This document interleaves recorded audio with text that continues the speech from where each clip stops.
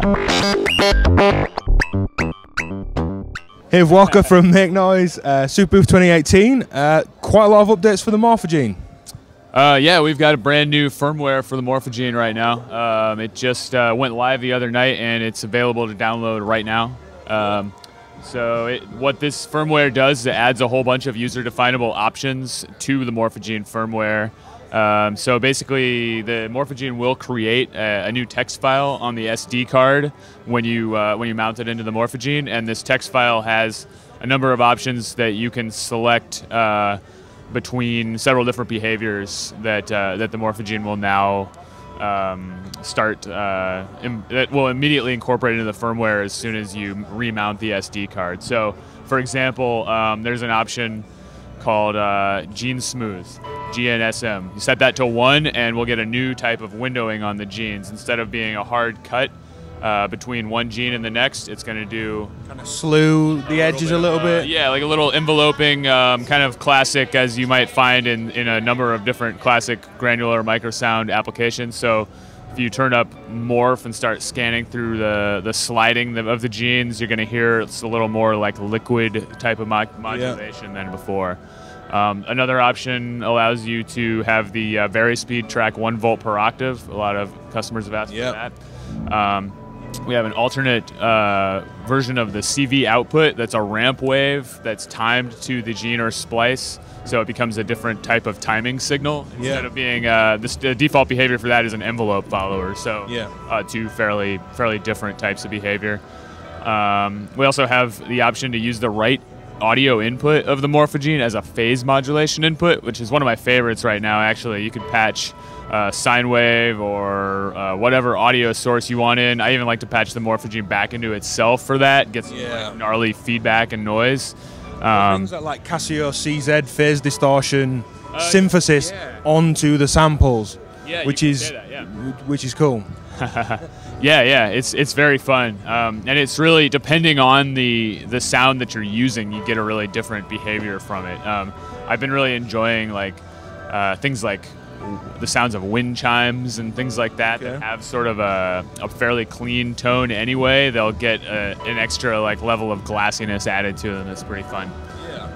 Yeah, and I think the phase distortion stuff and phase mod over FM in terms of other types of synthesis, much cleaner, keeps the fundamental tone and pitch, unlike analog FM, for example. I'm excited to hear it. Cool. Well, it does. It also is very, very hot at the input to give you the maximum depth. So I really enjoy putting whatever I'm going to modulate it with through a VCA first, so I can get that changing depth over time, kind of like an FM ratio envelope. It would be. Yeah. You know, again, it's not FM, but it's kind of a similar. Similar concept. Yeah. So. Shall we? How's it currently set? Let's take a listen. Got it set up right now so that we can do a little bit of that phase modulation. We have a little bit of a piano sound going here, and I'm going to go ahead and turn off the effects here. And I'll start by just turning up the modulator.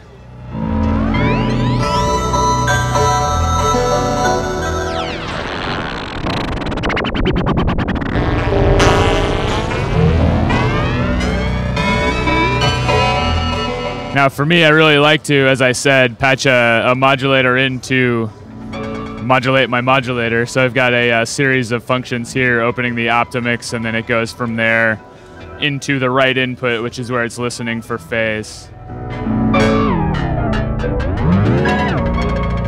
If I pull that out, of course, you can hear what it sounds like without doing that. Put it back in, and we've got it back. I'll show the gene windowing a little bit, too. If I turn down the morph control. Let's pull the phase out there. You'll hear a little bit of a fading in and fading out instead of that more hard cut that we had on default behavior.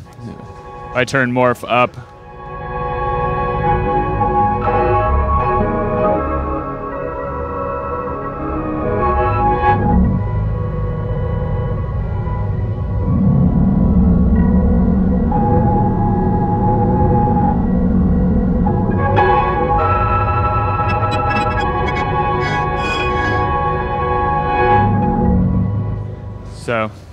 Gives a little flavor of the morph behavior. And then we've also got the CV output here, a ramp wave, which I'm just going to use to turn up the frequency of that phase modulator again.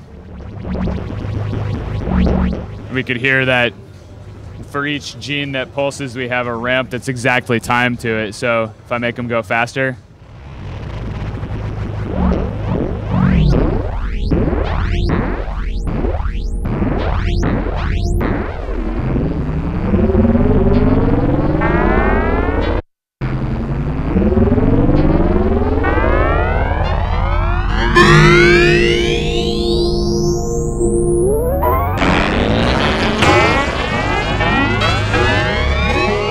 I think a key thing to point out is that because this is all just on the SD card, hello Mr. Randall,